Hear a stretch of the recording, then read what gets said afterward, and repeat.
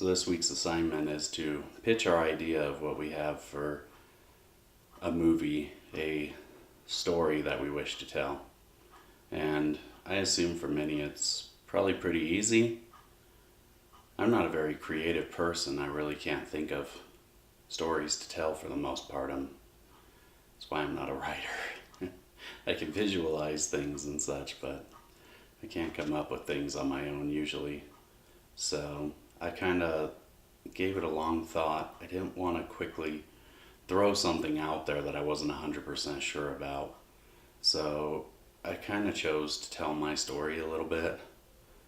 I know we sort of did that in Who I Am as a Filmmaker, but that was more about what made me come to Full Sail University and why I wanted to be a director for the most part. I think this will tell a little more of my story.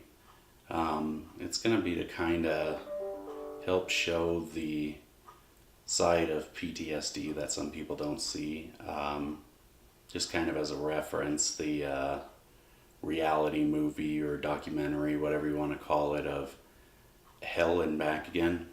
I mean, that was a really good one for PTSD, and I think I want to do that too, since I was injured in Afghanistan. That's really the only semi-interesting thing that I know of. And many people have told me to try to tell my story, but I've never really been too interested. And with the firearms restrictions for the video, of course I'm not going to show certain things because, well, out here it's kind of a pain to get a cop to cooperate for me to be able to use my gun, even though it's just a prop.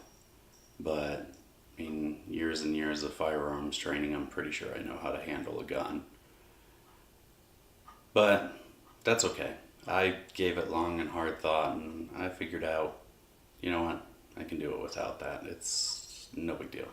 I'll skip ahead after the injury, because that's the more important part anyway. Who cares about how I got injured? We've all seen plenty of war movies. Don't need to see more of it. I don't need to reenact that either. It wouldn't be good. So, I'm going to talk about the hardships of after all that happened, because I think that's the side a lot of people don't see.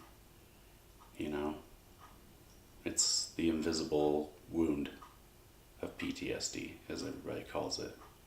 I mean, I have some visible ones from my spinal injury and such too, but I think there's not much light shown on PTSD, and it's kind of a shame because many people just sit there and they're like, oh, well, it's a veteran with PTSD, he's got to be nuts, so he's not a good person.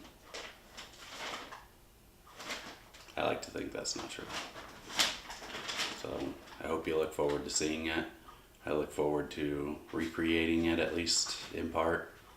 So thank you very much.